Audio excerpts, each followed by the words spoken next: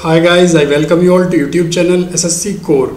आज की वीडियो में देखेंगे कि आपको कौन सी पोस्ट चूज़ करनी चाहिए। ये बहुत सारे डाउट्स हैं कैंडिडेट के, विच पोस्ट शुड यू चूज़। ठीक है, तो देखिए आपको इस टाइम पर काफ़ी हेल्पलेस, होपलेस और ऐसा फील हो रहा है जैसे आपके पास कोई अभी नॉलेज नहीं है। जो जहाँ से डाटा फिल कर दिया गया माइंड में वही आपको दिखाई दे रहा है। यानी कि अगर आपको इधर बोला जाए इधर देखने के लिए तो आप इधर देख रहे हो, इधर देखा जाए तो इधर देख रहे हो। ऑलमोस्ट सेम चीज़ें हैं, डिफरेंस यहाँ पर है। आपको ये पोल है, यहाँ पर ये ट्री है, हो सकता है कहीं और ग्रीन ट्री हो। ठीक है, डिफरेंस ये है कि आपको जो दिखाया जा रहा है वही आप देख रहे हो।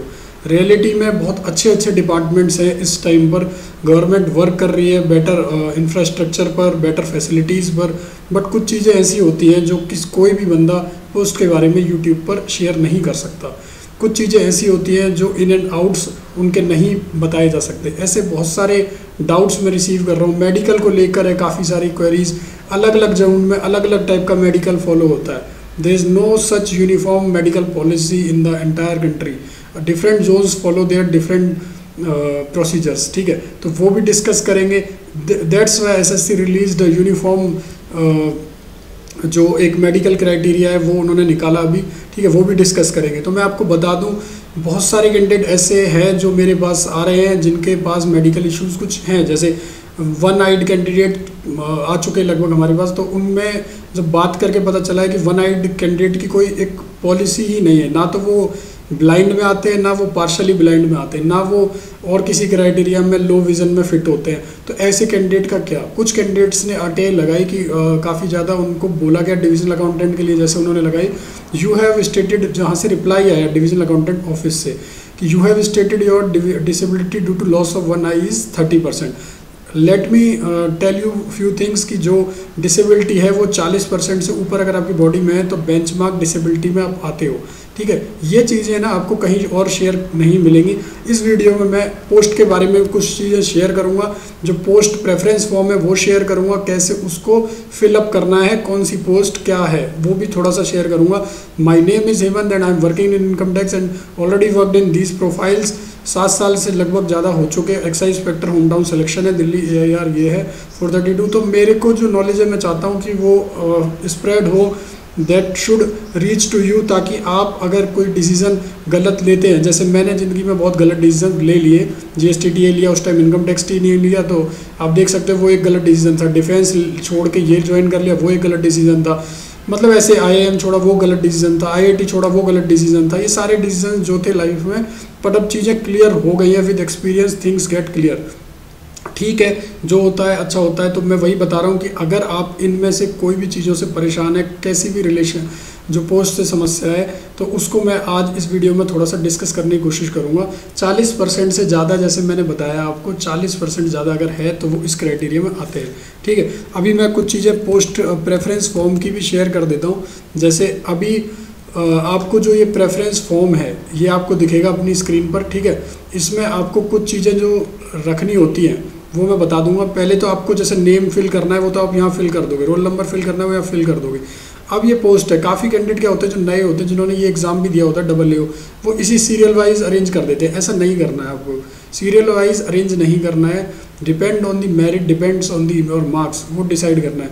असिस्टेंट ऑडिट ऑफिसर काफ़ी अच्छी पोस्ट है, नो डाउट। इसके सैलरी गजेटेड पोस्ट है, only recruited through SSC। But इसमें अगर आपको कोई गलत लोकेशन मिल जाती है साउथ इंडिया या कहीं और ऐसी वैसी, तो सबसे ज़्यादा फ्रस्ट्रेटिंग पॉइंट हो सकता है, because transfers are ban in CAG. और उसके बाद आपको टूर की प्रॉब्लम्स हो सकती हैं। जो लोग होम फूड के सिक होते हैं या जो बाहर खाना नहीं खा सकते ज़्यादा, इसमें 15-15 दिन तक आपको ऑडिट टूर्स करने होते हैं। मतलब मैं एक ग्लिम्स दे रहा हूँ कि आपकी पोस्ट, कोई भी पोस्ट सही नहीं है। डिसाइड आपको अपनी प्रायोरिटीज़ रख के करना होता है। छोटी सी चीज़ें समझा रहा हूँ कि हर पोस्ट का एक फ़ायदा है तो एक नुकसान है। जैसा कल एक वीडियो भी दिव्यकीर्ति सर की वायरल हो रही थी, उसमें उन्होंने बोला था जो ना मिले वो माटी, जो ना मिले वो सोना है और जो मिल जाए वो माटी है। तो वही चीज़ है यहाँ पर। आपको सारी पोस्ट को एक बारी समझ लेना है, थोड़ा सा आपने जहाँ से भी समझा है, कुछ चीज़ें वहाँ पर चेंज होती रहती हैं, फिर अपने हिसाब से बेस्ट चूज़ करना है। आप किसी ऑथोरिटी पोस्ट को, यानी डिविजनल अकाउंटेंट पोस्ट को, आप किसी एग्जीक्यूटिव पोस्ट से कंपेयर नहीं कर सकते।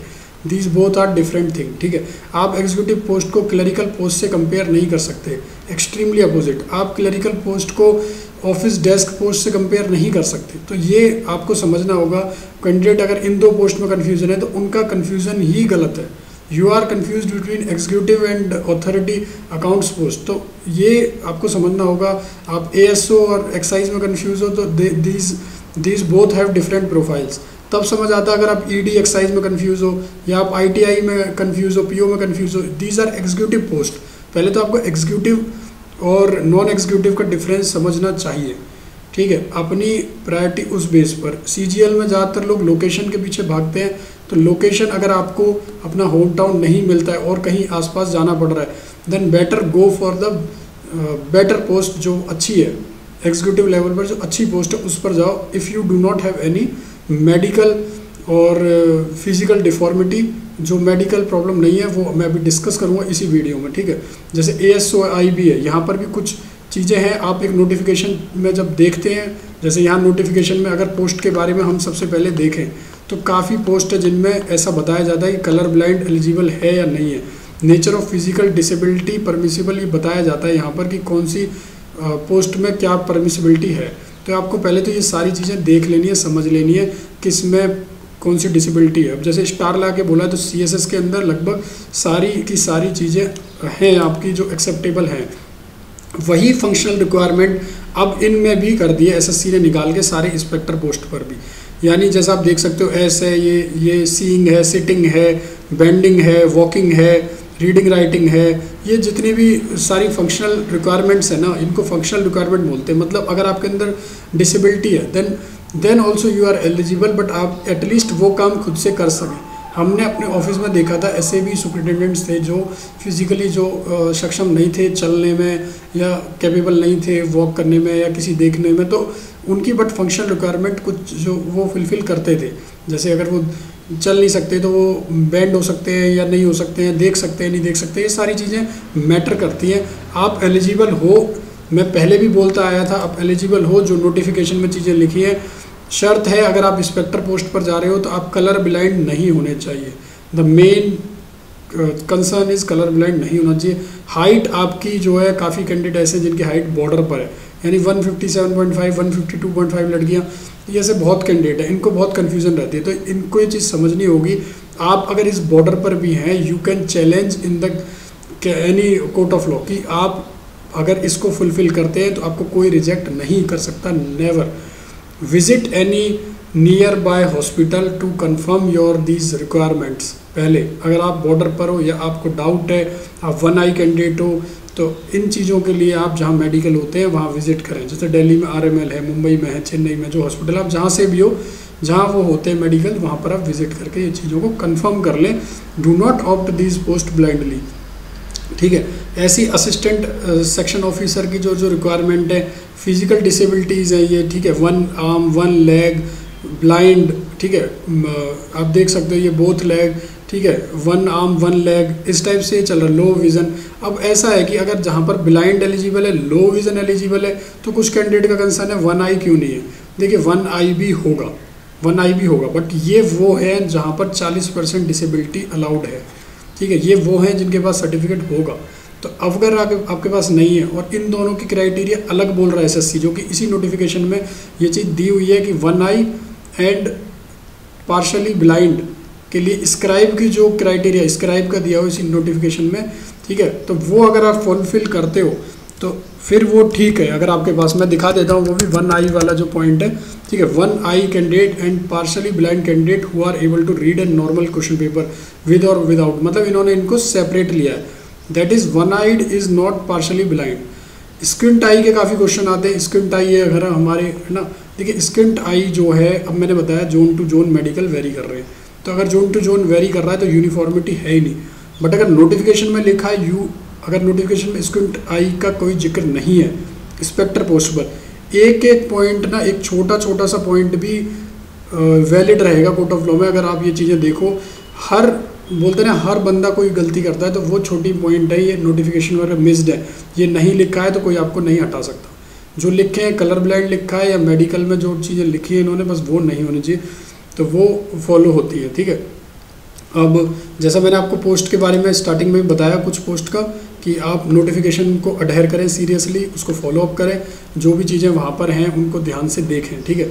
तो तब आपको चीज़ें थोड़ी क्लियर होंगी किस पोस्ट में क्या नहीं है। सीबीआई में हाइट का क्राइटेरिया अलग है, तो ये ना समझे कि 157 इंस्पेक्टर एक्साइज का है तो वही यहाँ होगा, ऐसा नहीं है।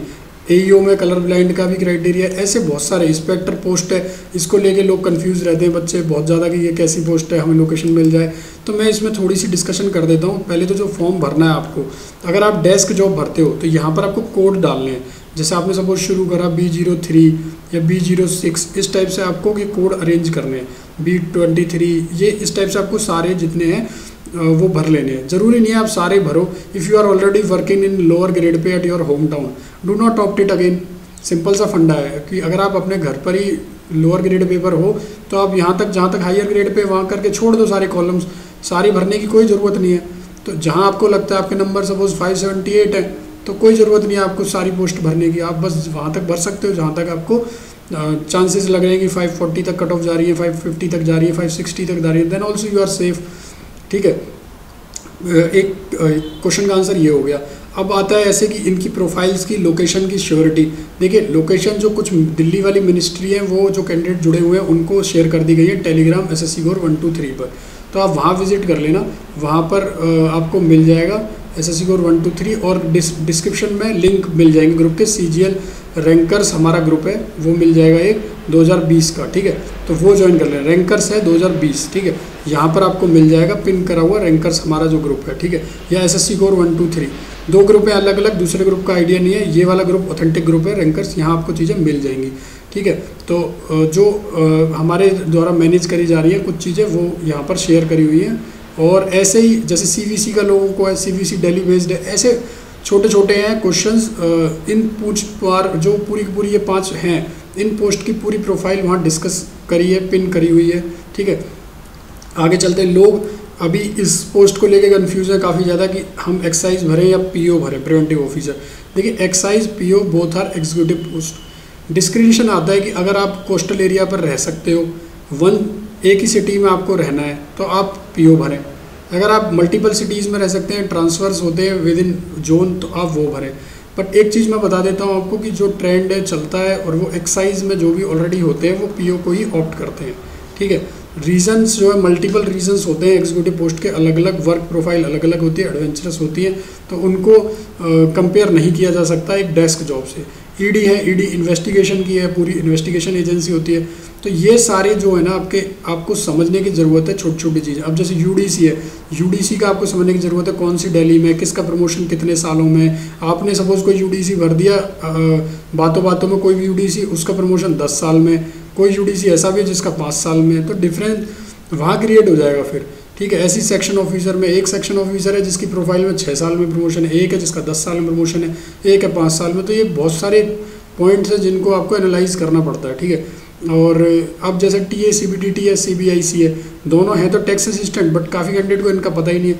यहाँ CBIC में आपको ज़्यादातर क्लरिकल वर्क दिया जाता है।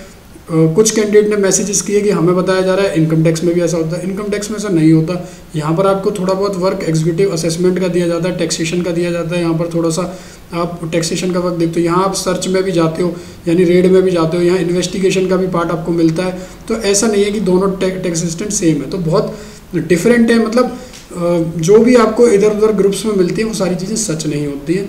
तो बेटर है कि आप जो नॉलेजेबल हैं उनके पास थोड़ा सा जान लें, अपने किसी रिलेटिव या किसी फ्रेंड से, ठीक है।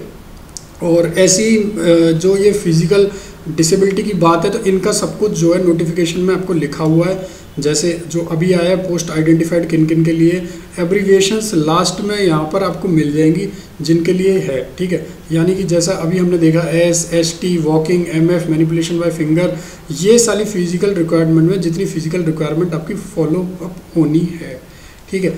आई होप चीज़ें क्लियर हो रही है। पहले ASO के लिए थी, अब ये सारी पोस्ट के लिए हो गई है जो अब आया है। इन्होंने साइड में बताया भी हुआ है कि suitable category of benchmark disability, तो यानी कि आपके पास ये सर्टिफिकेट होना चाहिए इनके लिए। ब्लाइंड हो अगर आप, वो सर्टिफिकेट होना चाहिए, लो विजन है वो सर्टिफिकेट होना चाहिए, और आप ये चीज़ें कर पाओ तब आप उस पोस्ट में एलिजिबल हो। तो चीज़ें जो है वो काफ़ी हद तक मैंने समझाने की कोशिश करी है। आई होप चीज़ें आपको समझ आई होंगी। वीडियो को लाइक करना, सब्सक्राइब कर लेना। Thank you so much for watching this video.